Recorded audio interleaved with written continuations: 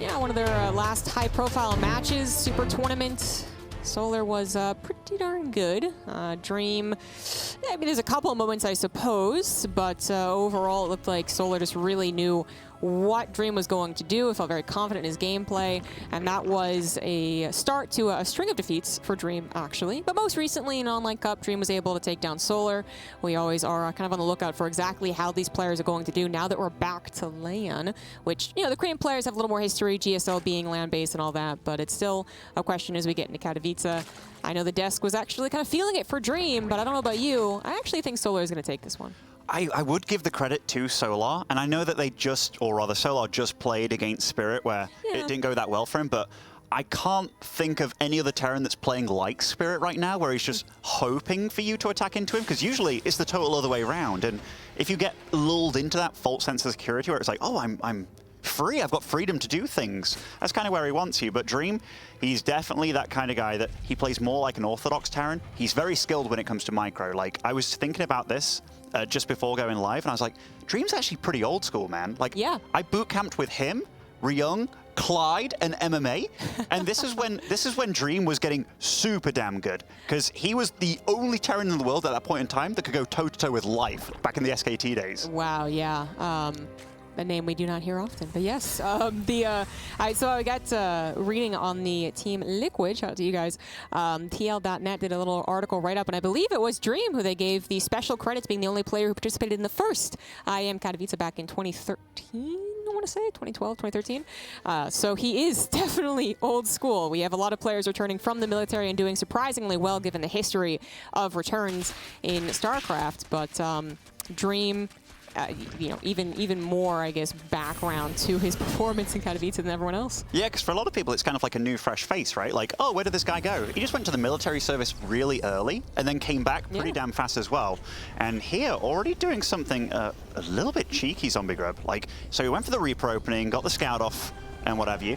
But look at this. Second factory in the back of the base. This is a throwback to a long time ago. In fact, it wasn't a Reaper, it was just a Marine opening here. So did Scout with his SCV, so gets to know that it's a fairly orthodox opening.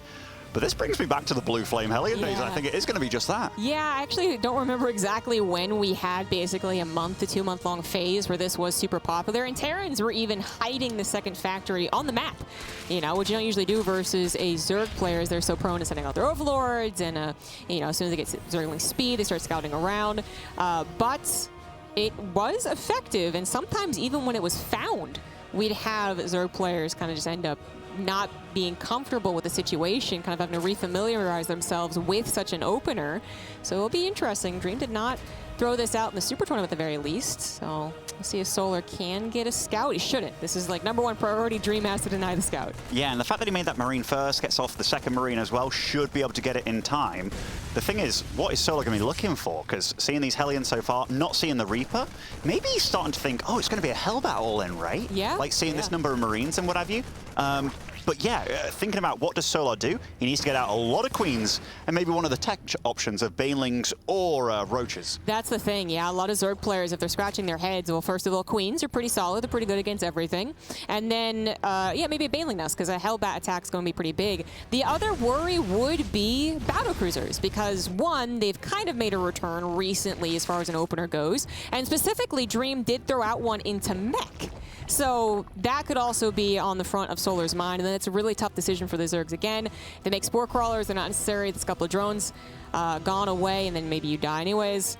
And then if it's Hellbats, yeah, you don't have a Baneling Nest, you're also in trouble. But it's Hellions, which aren't even going for a straight-up fight. They're going to try and dodge around all these Queens. I love the fact that Dream's been sending out only 2 Hellions at a time from his base. You saw that he was stacking up just a few at his natural. Now that's a huge number. Does Solar know anything about this, by the way? No, he does not. I mean, it's really weird to see the supply depot wall off like that, so he must have known that something was up, but all these Hellions coming on through. The Queens actually do manage to try and create a wall, but it can only be so effective. Hellions getting the roasty toasty on the drones. Also going to be able to combat the Lings far better than ever before. The Lings do a great job of corralling the Hellions, however. The Queens try and get that wraparound, try and block them from heading into the natural. With 3 Hellions is all you need, and those drones are pulled away. Try to block, but realize it blocked some of those drones as well. How much is going to be done at the end of the day? 15 drones, maybe a last, though. The Lings save the day again. 15 drones for how last second that was. actually kind of surprising for Solar. Yeah, all things said and done, I think Solar handled that about as good as you can. Like, all the queen blocking was great. The splits were pretty damn good, too. 15 drones is nothing to scoff at, though, but that could have potentially ended the game right there and then. And what is Dream's follow-up going to be? That is a lot of Wither Mines. Yeah. And, like, okay. And it's an armory. Yeah, he did. Yeah, because they're all like red and stuff. So this is going to get real choppy and going back into barracks and stuff. Whoa. This is a build that we haven't seen in a long time. And in fact, I don't think I've seen something like this quite before. I'm with you. I don't think so. We have seen people go from Blue Flame into Bio. That was actually, when it was popular, even one of the ways to do it for sure. But then into so many Widow Mines, into Bio. After that, this should be a bit of a head scratcher for Solar. He's going to, again, miss some advanced notice of what's going down. Maybe his Queens will at least have the start of sniping the medevac, but there's going to be multiple drops, multiple Widow Mines that are going to be burrowing. There are Spore Crawlers, though, so if the drones can pull away fast enough, which they do not. Oh my goodness, this could be a lot of damage, and we can't forget there's another Widow Mine drop towards the top of the map, which even getting a Widow Mine in the main base here at the top of the ramp, this is just a lot of lost mining time, which is probably the main deal. Like, obviously, I think Dream, again, probably wanted more out of that. Yeah. And Solar, again, he's actually reacting very well, micro-wise, to a lot of this stuff. Yeah, I absolutely agree. Solar might be kind of like, oh, that's surprising, but he's really not letting it affect his defenses. He's not panicking, that's for sure, and then he's managing to find just everything at the right time pulled away. And yeah, that was not necessarily worth all those Widow Mines.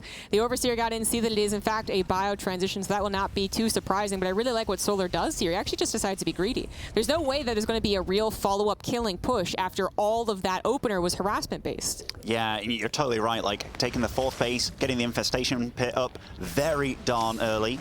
Dream's not going to let up, though, with this harass. And again, nicely handled by Solar, not taking any damage whatsoever. A little bit of lost mining time, but Hive already on the way, despite taking so much and little damage at the same time. It's just a cool situation. Yeah, having to deal with so much, but because he's dealt with it, because he's been able to read the situation, thanks to finally getting a thorough scout, I think his response is excellent. Now, Dream apparently is just kind of preparing for the inevitable late game TVZ, which, again, with his actual kind of killing push, right, Marines, tanks, what have you, is going to come so late. So you don't really have one of those, but what you can do is provide so much harassment to the other side of the map that you can also, in a way, get away with your own greed.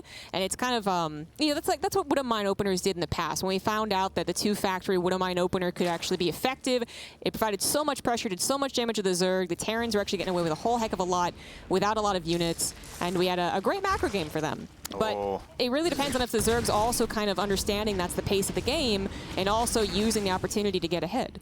Oh, no, you're absolutely right here. I love that he gets the fast +1 on the tanks. That means they 2-shot the Roaches instead of just 3-shotting them.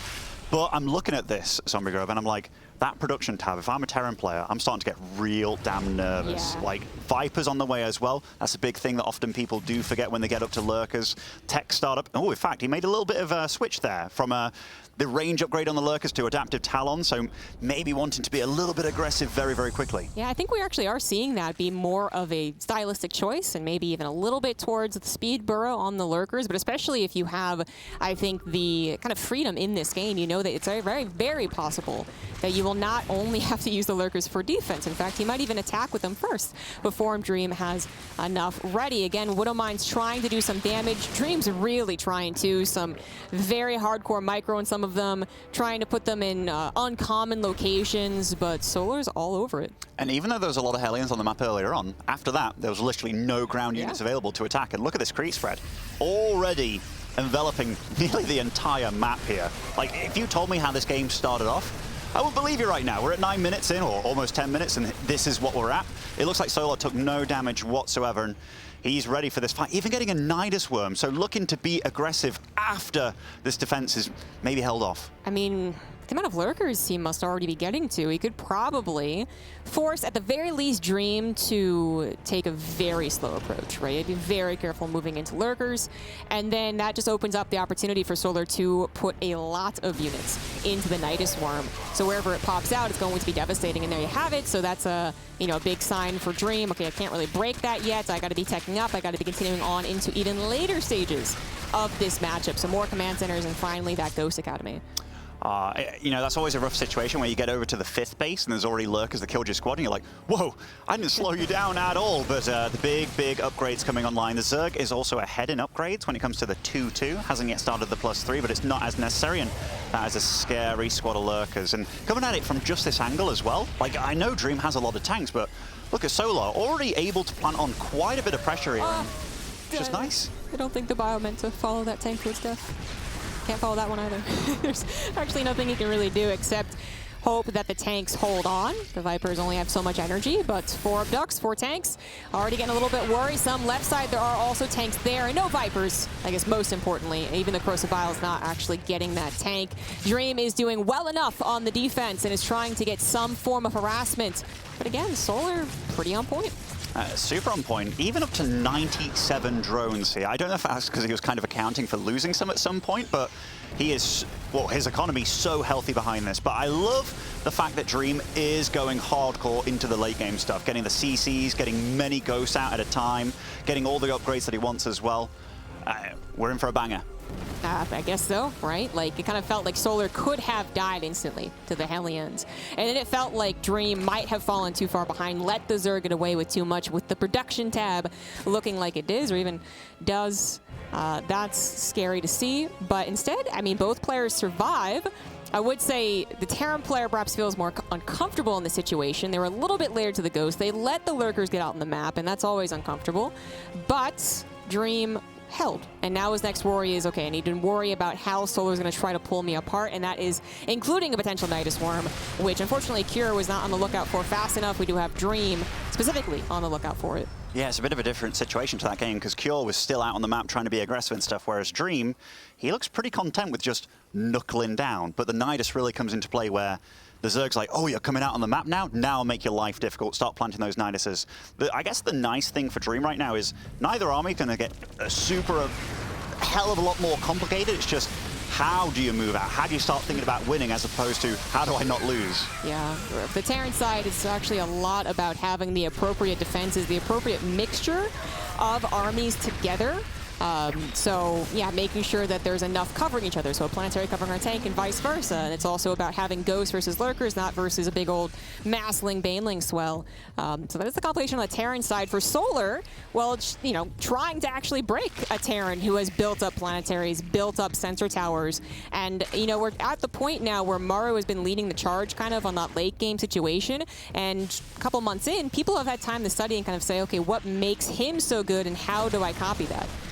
Yeah, and like if you told me, or if I had the nameplate covered, I wouldn't know which Terran this was right now, because the fact that he's going into this so comfortably, getting every upgrade known to man as well, even with the second armory here, getting the armor, but that is a large amount of lurkers coming in here. Huge amount of ghosts from the top as well. This doesn't look good for Solar. He's going to find almost like a false entrance, you know? Like it looks like he can break in and he tries to, but it's actually incorrect. The Banelings crashed into a bunch of Marauders. The Ghosts are still alive. Now getting that concave on top of the Lurkers. Solar, I mean, he's going to actually be able to stand his ground long enough to escape, which is usually the real trouble against still living Ghosts. And actually, there you have it, which still living Ghosts, actually a bit of a conundrum. But the Lurkers do go down, and at the very least, Dream gets to say, I took down a decent, costly army, and I have all 5 bases. Like, that's not a bad situation to find yourself in, even though a supply did dip. I think the game plan has to change for Solar, because normally it's denying the 5th. Now he's got into a situation where Dream has that section of the map, the bottom left corner, but denying a 6th is going to be so important for trading. Granted, this is a massive map, so maybe we'll see big shifts and turns as to map control and how this goes, but it's a very different TVZ here. And Solar, he's just looking to knock on the front door, and yet again. This is all before the Terran's 3-3, by the way, but Solar has it, so he really wants to try and push the issue. The Banelings do find a clump of Terran units. We had a burrow on the Hydras, which I don't know if he was actually trying to save them or not, but they awkwardly unburrow and walk away. Once again, Solar, you know, it almost looks like there's an opening. The Banelings almost look like they're connecting well enough, but actually, Dream's still stable. He is. Like, this is a good chunk of ghosts here. Granted, everything's kind of low on health, but when you're catching the Zerg off guard between these waves, because even though you make the units, a lot of these units you want to make require the aftermorph as well, but it's only bought him a little bit of breathing space. That economy is still rampant for Solar. He can actually afford to make relatively bad trades. Banelings are great at this, but He does have to be careful at some point, because he is just trickling in one by one. Yeah, this is... I'm actually a bit surprised that Dream is continuing forward here. Very tricky situation for the Terran to read. Never quite sure how much bank was available or how many units were available back at home to start the process of, for instance, morphing in more lurkers. But in this case, it looks like Dream has chosen the exact right opportunity. He's starting to dig into that creep. He pushes it back far enough to take this kind of half base with the rich Vespian on 2,000 atmospheres. And that's really important, not just for his economy, right, and his gas, sure. It's important because that is the next jumping off point. You actually have a place to jump off from that you can also fall back to if things go awry. Yeah, zone control at this point, but that is a lot of lurkers with that massive bank of solar. He's just running in here. Blinding clouds go down, the tanks all falling. A lot of that big meat in the back line just dropped. Lots of changelings planking on this army as well, and that zone that he once had, no longer. It was like a 45-second difference between Solar having 2 lurkers and like 15. Yeah. That's all it really was going to take. Dream thought he was able to push Solar back long enough to actually open up the opportunity, but that ended up being false. He is forced to disengage, fall back, and losing so much expensive supply as well. Dream's going to be lucky to have another chance to remax in this game. I think Solar's handling this all really well, because even though it can look a little bit sloppy at times, it's the absolute right play. You need to just go gung-ho, deny these spaces from being taken. These ghosts, they're doing a good job, and maybe the resources lost have not looking too bad for Dream, but there is just so much Zerg here running in, and he can constantly switch which army he wants to make. Yeah, I mean, even for a TVZ, the resources lost is maybe even not good for a Terran player. He's forced to fall back to his natural base, which he is once again going to manage to barely hold on, but it is a desperate scenario for Dream. He's got to pick up these ghosts, only about half of them by the looks of things, fall back to the planetary to try and hold, but a lot of orbital commands went down. The entire space here finally truly falls as well. It's been a point that Solar has tried to hit over and over again, and I think at this point it was really, truly a break. Yeah, and now he's got between the rally points as well. That base is stranded over there with a lot of SCVs at it. This might be close to the end of this game here. Just a few ghosts in the south. The SCVs trying to get the repairs in, but Banelings, they sort them out. A large army coming in from the bottom here for Dream, trying to clean things up, but Solar unrelenting. Yeah, if that planetary had barely managed to stay alive, then maybe we're talking about Dream. Again, having another chance to remax, but doesn't stay alive. He lost a lot of ghosts. He lost a lot of SCVs.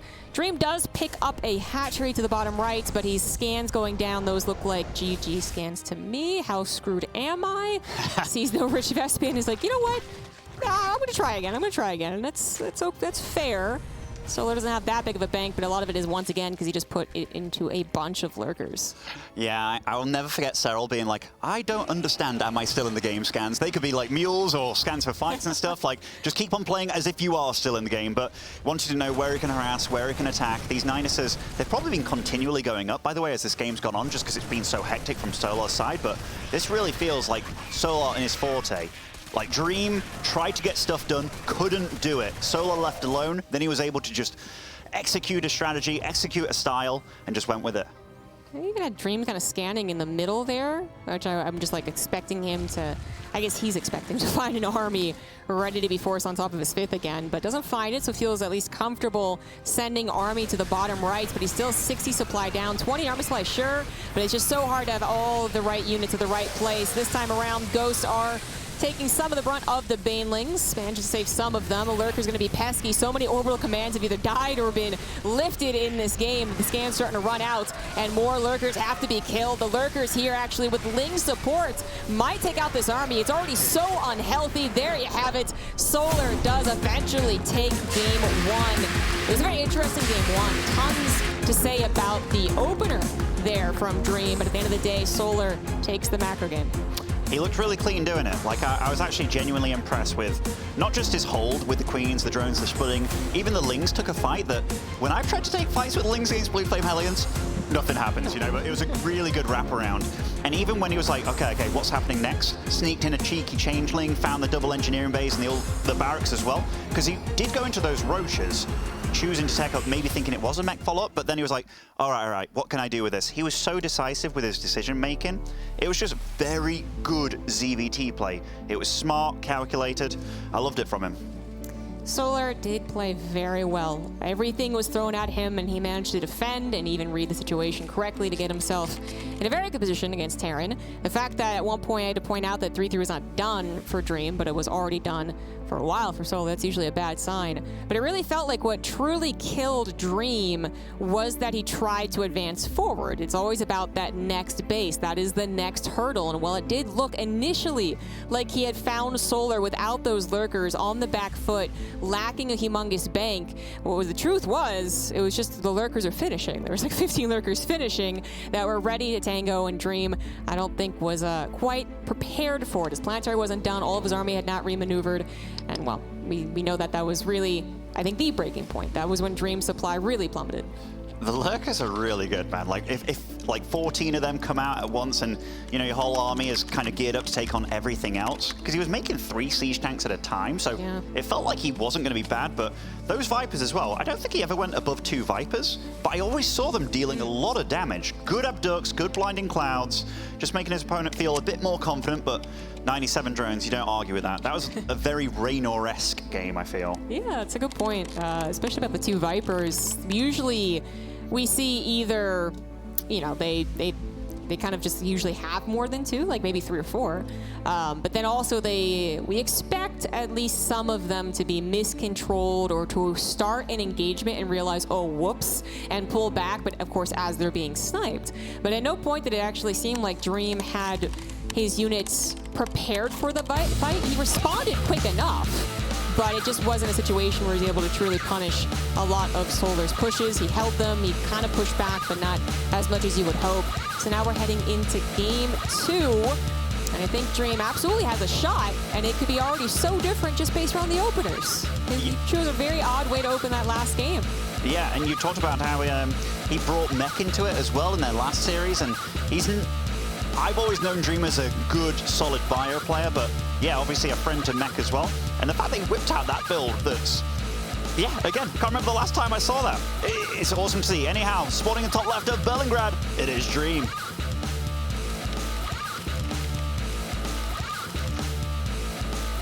And to the bottom right for Kaiser Gaming, he is the Blue Zerg Solar. Very nice for Solar. Oh, wow. Starting off with a gas first here and a pool. Maybe assuming that his opponent could be doing a proxy 2-racks. And if I'm in Solar shoes and it's like, man, I squashed you real hard just then, I can be assuming that he's thinking, you know what?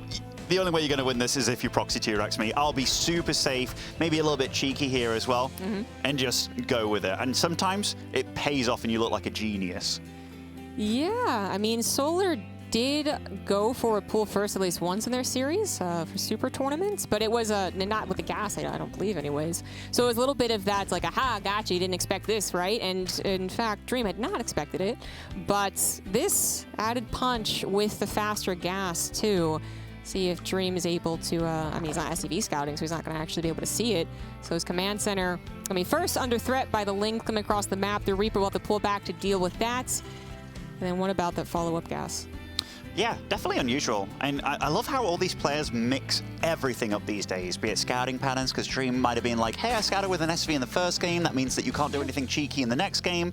And the fact that he also opened up that Hellion build, meaning, oh, you have to really respect me now, because I'm whipping out the crazy builds. And then, so I was like, you know what? I'm just going to do this. And we're going to see how things pan out, because sometimes you can get a CC cancel. I mean, that speed is going to be done very quickly this game. I'm kind of waiting apprehensively for what that's going to come to. The Lings are headed across the map. There will be a single Marine available for the defense. It usually is more so about can they stall out the command center than they ever have hopes of actually canceling it. Oh, look at this. Oh, okay. Like, so, you know, when the Reaper arrives, you know this is a Terran player. If that hatchery isn't done, there's something on the map. Something's happening. But the fact that he kept those Lings alive and decided, you know what, I'm just not going to do anything with them. Surprising, but I am very curious, because Solar's a lot better with Zerg than I'll ever be. And he is a smart fella too. Yeah, why get the speed so much faster I mean, it will be a surprise for the Hellions. Sometimes these Zerg players, they get it, or even without the faster speed, they just make a number of Lings that actually go offensive on top of the Hellions. But he also, it's not going to be Hellions necessarily. We do have the Marines take care of the Lings, so we do eventually have to swap over. But more Lings going to get in. That is a thorough scout, the last Marine snipe as well. Very thorough scout. Yeah, before that happened, I was like, that was actually pretty well handled by Dream, because 2 Marines, 2 SCVs against 4 Lings. Sometimes you can lose the 2 Marines very quickly, and then trying to switch your factory, it's like, oh no, it's blocked and stuff. But yeah, on both sides, a little bit unusual. Okay, a Viking opening. Whenever I do this, I'm always worried about a Roach all-in or anything like that, but doesn't look like that's going to be what Solo's going for just yet. But a very old school and standard build by Dream here. Yeah, exactly. Yeah, very old school. I'm a bit surprised by the way this has gone down, but it's so it's not fast 3cc, but it's not anything tricky like Battlecruiser either, and Solar knows that, so we must also be wondering what is the purpose of this opener. We do have a faster second barracks, so a bit of a 2-base build coming in here. And that is what Solar has to be scouting next. As I said, he's probably already like, okay, what is the next plan, right? That is in the forefront of Solar's mind. But can he actually scout the 2-base dedication? We do have Dream doing a little bit of harassment, and a Viking will find a couple of Overlords. Most importantly, stopping them from scouting. Yeah, definitely. I mean, not going for a 3rd CC, very much an all-in kind of build. Yep. But normally if I was in Solar shoes and I saw the Viking, I'd be assuming, oh, it's going to be a Liberator follow-up, right? Like, because normally it is the Viking to Liberator, you clear out all the air control and stuff. So I wouldn't be surprised if he starts building just a couple of spores, just to make sure he's safe against all that, which, yeah, it's exactly what starts coming out onto the production tab. But 3 barracks on the way, so there's 3 already up, 2 more in the making. It's going to be a full-out 2-base all-in. This is something you have to find about fairly quickly, but not seeing that CC at the front, that's a little bit of a giveaway. It is, yes. I mean, and he can kind of cross off his list a couple of the other openers that would be behind a non-3rd CC wall-off. So, for instance, last game, there was no 3rd CC in the wall because it was 2 factory Hellions. Well, he got in a main. He didn't see a 2nd factory, so he can cross that off. And eventually you do cross enough off to kind of be like, oh, that's what it is. Okay, gotcha. And in this case, you know, we hear from Zerg players, like, reacting to a 2-base attack. Actually, Roaches can do very well, but it's Berlingrad, and one of the more difficult positions on this map is off to the left of Solar's base. If Dream can actually successfully get there, siege up his tanks, that's when Zergs truly start to worry. So that's what we're going to be waiting for, basically. There's not going to be a lot of other action until Dream's ready to pounce. Yeah, I'm looking at everything from Solar's perspective here. Like, he's been counting the Hellions, it's only 4. That's a weird number, because if you ever want to play like a very standard Terran, 6 and 8 all the time. So yeah. I think Solar's done a really good job not seeing a 3rd base, having just a few Lings out on the map, but also counting the units. And you see on the production tab, nothing but Roaches at this point. Now he sees the army move out, and he's like, all right, I was making the right call so far. Now it's nothing but units, and how do we hold? I mean, he doesn't... he actually gets a little, maybe, supply blocked from the Overseer dying. Overlord's only halfway done. Needs all the Roaches and Ravagers that he can get. Dream not actually sieging up to the left side of that base, going right for the Jugular, perhaps at least cleaning up some of the creeps for that scan, revealing that there's already 1 army, but then also already a couple of Ravagers formed. Perhaps not the best start to his push. It's such an awkward situation, though, if, like, the Terrans can't not push. They have to do something. That 3rd CC is incredibly late, but now it's even a question of, like, well, if I don't do anything yet, then maybe Solar, like, even maxes out on 1-1, for instance, and then how in my world am I ever going to deal with that? Follow up with a macro game for that. So it's got to be here, got to be now for Dream. Yeah, and he's making 2 extra tech labs, right? And it's like, okay, he's going to get out Marauders. He's going for that Hellion drop at the bottom, which I love, because right now I'm like, okay, what can those Hellions actually do? You can't turn them into Hellbats, and even if you could, they'd be crap. But here, the drones are pulled, and so far, not too many going down. Again, very nice, solid defense from Solar, and yeah, Dream's putting on the pressure, though, Zombie Grub. He is, but Solar, I mean, maybe he's incorrectly confident going for an infestation pit here. That Roach Warren also being a surprising loss as the Terran decides to attack over to that right side. Tanks, they're not attacking a base, they're attacking now even the upgrades, which I'm not sure Solar was anticipating that. 17 drones go down as well. The Hellion drop finding some success. But does Solar have enough army? It feels like yes. He was just waiting to collect all of his Roaches. And the Viking, with the Viking! 8 kills. 8 kills. That is a nice Viking, but is it nice enough? That's the thing, right? Now the upgrades are even between these two. These tanks are getting dropped. Everything's starting to get low. Solar feeling it, though. He's pushing ahead. Only one tank is sieged in this mix. Even the reinforcements being slowed down by Zerglings. I think Solar's getting a little bit too eager here, though, Zombie Grub. Yeah, well, not only did he push through a choke, but he also missed the opportunity to kill that one tank that was firing from the beginning. I feel like multiple times. He got like 4 or 5 shots off. That was a huge difference going into the choke. And Solar, he doesn't have a roach ward. It's not done. He's been banking a decent amount of minerals and gas, so now he spills out with the roaches. But that was a scary point right there, knowing that you lost the roaches, lost some Ravagers as well, and that the push is not that long on Berlingrad. But it looks like Dream not going to quite be able to take advantage. Just picks up 2 medevacs, sends it across, keeps his tanks at home. I think this is one of those situations where Dream felt that that roach warren was being done a lot sooner, because I felt that that was his time to keep on going, keeping on the pressure. Now, like, we know we're the all-seeing eye over here, but we see everything that's going on, and it feels like that little bit of breathing room was exactly what Solo was hoping for.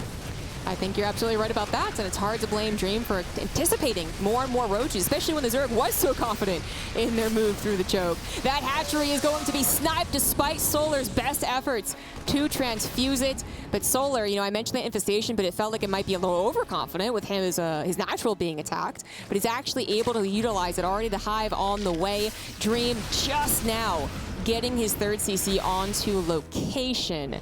As always, worth remembering, he did cut his economy to do this, so while Solar is not at a great economy for his Zerg player, only just now getting up to 67 drones. I mean, Dream's kind of in an even worse situation, possibly. A lot of expensive units have to be made here. Marauders, tanks, plural, soon, as the 2nd factory is about halfway done.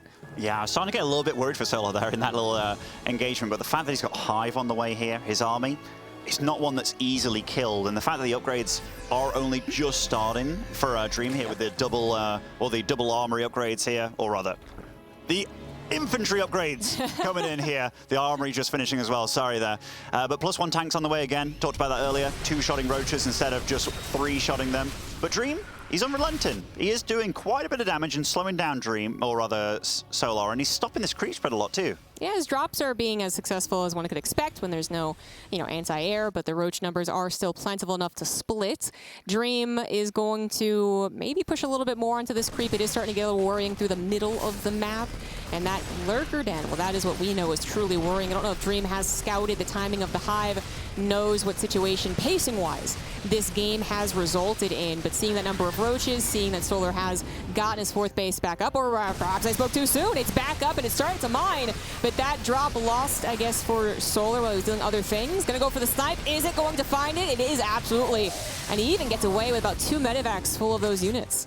Not bad by Dream at all. I've been really impressed with how he's handled things, and he's starting to climb his way back into it. And if he can get a big enough bio army before the lurker count gets scary, Solar might be looking in a bit of trouble here. And every engagement we're looking at, I feel like it's going well for Dream. Even though the situation says it should be good for Solar, I don't know how Dream's doing it. I mean, Solar did have to take a lot of pauses in his own pacing to respond to everything that has happened, even from the very beginning, right? The opening that he chose maybe was like kind of taking away the possibility of a 2-Rax problem, I suppose. Ended up just not being able to do anything. So it's been perhaps a bit of a ripple effect through and through, even though Dream has not done maybe a ton of direct damage. He certainly changed the way that this TVZ would usually play out. And now as it is Berlingrad, we do have Dream potentially with a maybe not final big push, but probably his next big intimidating push. It hits so quickly with so many tanks now that he's been building for so long, and it's hitting just before Solar's truly prepared with those lurkers, with that hive tech. 2 Vipers might not be enough when it comes to this many tanks. I think Solar knows he needs to buy time or getting a flank ready. I'm not really sure, but Dream just playing super cool. He kept the creep spread really, really denied at this top part of the map. He's moving on through here, and we've got to remember, these upgrades now, they've kicked in for Dream. This is absolutely his big push, his big time in here. I mean, it's got a lot of potential. 2 Vipers are going to start abducting the tanks, but, you know, if they abduct tanks, they don't have any more energy afterwards. It's not like Dream's going to give them a ton of time to soak up more energy. I think Dream actually sees that Solar is not truly prepared. Such a short map and taking advantage of it, as Terrans absolutely should. And now we have even an issue being able to kill those tanks fast enough. There just aren't enough Roaches and Ravagers. We do have a little bit of a run by here from Solar, killing 21 SCVs, but back at home, he's lost his entire army. The Vipers survive, but there's nothing to contribute to the Spellcasters, and I think this is Dream's game. Oh, really well played by Dream. It was looking pretty bleak with the 2-base opener, but he managed to do it, kept up the pressure, kept denying that 4th base, and Solar kind of caught with his pants down here. It's so difficult, though. Like, I really do find that I figured that if it was a different map, you know, imagine a Glittering Ashes instead, maybe Solar could have bought enough time, but Berlingrad, when the momentum is going, it is hard to stop. Dream managing to make that another interesting opener type of game, right? Finally work in his favor. Yeah, and this is a really important match now for both of these guys. Like, Dream, if he goes on 3-0, 6-1 in maps, what a way to start off this group. Granted, he has 2 really hard opponents left in Rogue and Cure, but that almost makes it, I don't want to say do or die for him because he's done very well so far, but these groups can get really scary. I've seen players with very good map scores and matches go out very early. Yeah, initially I actually kind of put Dream as 4th, but you know, like close 4th, right? But still not making it into the playoffs because I figured he was going to lose to Solar and then the next 2 opponents that he has, Rogue and Cure. But absolutely, a victory over Solar would then bump him into at the very least top 3, and if he continues with the momentum of the victories, then maybe even top 1 or top 2, that would be quite the achievement for Dream, but Solar, of course, not out of it yet. He was also able to play a game with an interesting opener. Much better than we could expect as a Zerg player, too. So they both are just showing a lot of recovery, you know, the ability to recover mentally and in the game. This was just a hectic game because, you know, I think every Zerg in the world has played against a 2-base Terran all-in, and it's like, all right, it's not the best, actually. But combined with the little tweaks here of the Viking landing in one spot, he was attacking with the army on the right side, then had that Hellion drop as well amidst all of it. Yeah. That took a lot of multitasking, and absolutely, it worked out. That Viking reigned in that 3rd base for quite a while. I think Dream just played cool, man. Like, I'm looking at him now. He just played real cool. Yeah, and he looks cool. Yeah, exactly. It was just emanating pure coolness. And 2 very different builds going into it as well. Yeah. Do you happen to know what the 3rd map is going to be between these 2? I did not see it, unfortunately. We'll find out very soon. But you're right to point out the Hellion and the Viking, right? So as far as direct damage goes for a 2-base attack from a Terran, usually that's kind of, you know, is it game-ending damage or not?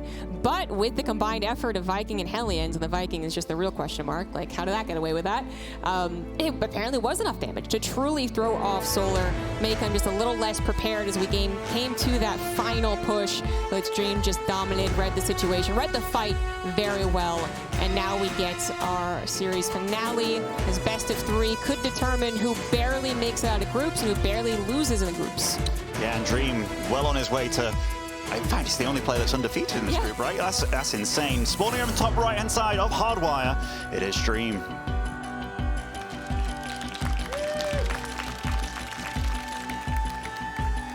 In the bottom left, as the blue Zerg for Kaizi Gaming, he is Solar.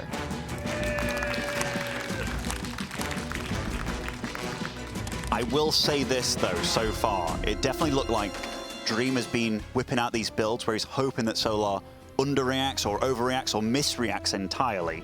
And I guess also we have to take into account that Solar opened up with that gas pool opening. Didn't get anything done with the Speedlings at all, so maybe Solar's going into it. That was the Terran map in the pool. Wasn't too bad for me. Like, I still put up a bit of a fight, but now we're on the Zerg territory here. Even though we lost against Spirit earlier, this is definitely a good Zerg map. Yeah, absolutely. But yes, very good points to bring up the opener of the last game. As I said, maybe it was in anticipation of something from Dream, but then nothing really happened. So he said, well, you know, at least I would have been prepared. I can still recover. And that might have been true if everything else had gone swimmingly, including maybe if he had denied the Vikings and Hellions a bit better.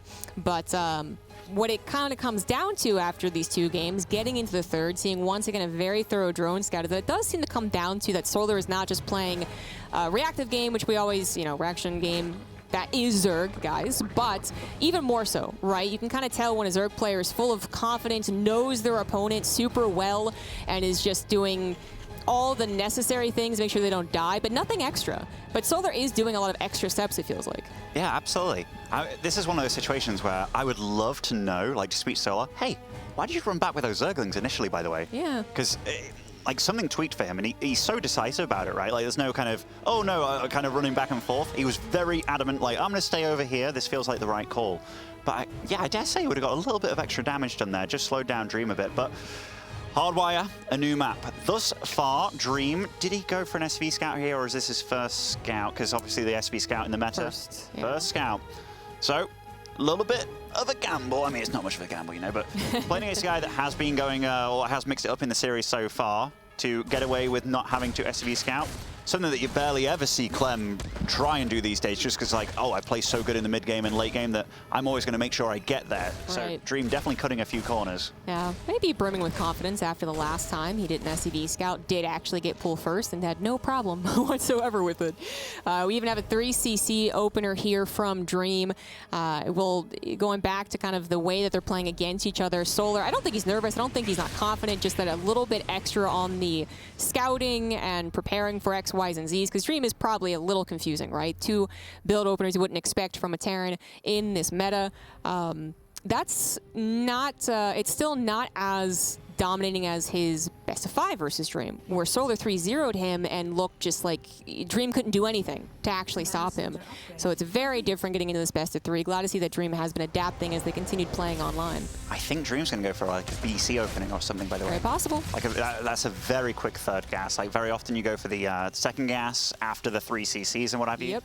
But that third gas was pretty much similarly timed, so I'm very curious about what he's going to bring to the table here. He is a Terran that has brought up a lot of builds in the past and throughout the series already as well. He actually did do a BC build on Hardwire. So that could be exactly what he's doing again. He'll never expect it twice in, well, not exactly a row, but... I've been making elephants for a while, Zombie Grub, but I know a BC build when I see one. But yeah, this is cool, but... Oh, no. That actually really sucks. That is such an early scout, too, that we could even have Solar react to it, like not in just a macro way, but maybe even try to punish it. I don't think he will. He might just choose this, and he might see this and say, oh, that again. Well, I already beat you, like, really well, even when I was a little surprised by it. So I'm not going to break a sweat here. And I do wonder if that scout is going to change Dream's mind. He went into mech after it. Could he actually just go for 1 BC into bio now that he's been scouted? I've seen him do that before. I've seen him do it on Blackburn, actually. He was very good about utilizing and dropping at the same time as the BC teleporting in and whatnot. But yeah, I like Solar's approach here. He's like, you know what, being safe, getting a Roach Warren, just in case it is mech or dealing with the Hellions early on, because usually you want to combine the two, right? But definitely a wounder for Dream, because you want to get away with being unscouted. But all things said and done, it's a 3cc build. He's only lost 1 SCV. And non-biased casting over here, you know. we just want to have a cracker here. Yeah, well, it's just, you know, the same thing would have happened if Hellions had gotten in again in Solar's mineral line, I swear. But we do have a lot of gas coming down, so I do assume it's going to be mech, and there you have it. Second factory's on the way, so not going to change that. So what ended up happening in their last game, which was the exact same positions, by the way, the last time this build happened on this map, was that Solar was able to get to Roach Corruptor and kind of bust Dream as he attempted to secure his 4th base. And I think it could be very possible that Dream evaluated that game and said, no, actually, it was an okay spot. Like, I could have held had I placed my tanks better or what have you. So, because it really is very similar. The battle cruiser, the factories, even the double armory coming in here. So I believe it's triple BC with Yamato is the plan. I like this from Solar as well. Just having a few roaches here in the middle of the map, just kind of trying to deny scouting. That BC links into a lot of queens here. We'll get a scout off on that tech building and get it cancelled immediately. But given that Solar did know what was coming, he was very, very well prepared for this. And this number of roaches as well, this isn't a scary number. Dream does realize it and turns on it as well. I'm very curious about how this game's going to go from here. It's always funny seeing Hellions turn on any amount of roaches, but yep. Lowest DPS unit in the game, I believe. So this has got to be just honestly flashbacks for both players at this point. I do believe the openings were like a little bit different, a couple of different things happened obviously in the exact same game. But Solar once again trying to get to those corruptors, max out, and bust Dream as he attempts to take a 4th base. It's got to be what it's about. Yeah, it has to be. I mean, there's a lot of ways that you can deal with mech. For example, in the old school days, it was like, oh, you go Swarm Host every time, man. But these days, there's a lot more ways to deal with it, and probably better ways as well. He does have the Spire going on, probably going to be for Corruptors to deal with these battle cruisers and whatnot, but then Solar, he is absolutely the kind of guy that could flood you with a bucket load of units very, very quickly. You do have to kind of, I guess, think back to when mech was the dominant meta, which was actually pre-2020 Katowice. We were kind of going into the tournament thinking, oh, mech, and then... Didn't see it once, right? No, we did not see it once. It was a very quick turn of events, but a little run by is being quite annoying. But if we do think back to then we know that the Roach Corruptor attack, timing, whatever you want to call it, it was always scary. And there was even, Zergs optimizing which upgrades they got in combination with the attack. And we kind of had maybe even like 2 responses from the Terran. I think at the end of the day, they all agreed that one of the better responses was as an engineering bay and missile turrets to support the battle cruisers, to hopefully have the tanks still survive against the Roaches enough, even if the battle cruisers can't stick around forever to help out. So it's actually just so similar that I'm waiting for Solar to max out soon, probably in the next, 2 minutes? And then we'll see if Dream can do better than his previous attempt on this map. Yeah, the battlecruiser count now up to 3, I believe, with this extra one popping out. They will have Yamato, which makes them quite a bit scarier. But Solar's absolutely respecting that air superiority here. That's a lot of Hellions starting to bunker down with those turrets, which is good for him. But I always feel that when I see Maru playing with mech, he always seemingly has a little bit of control, like always doing a little bit of damage, where Dream hasn't really been able to get it done this game. Not because he hasn't been trying, Solar's just been deflecting everything. That is true. I absolutely agree. It feels like mech in any matchup, it feels like you have to have a little bit going for you already to a degree to help you safely get into the mid to late game, which is always the struggle of mech players.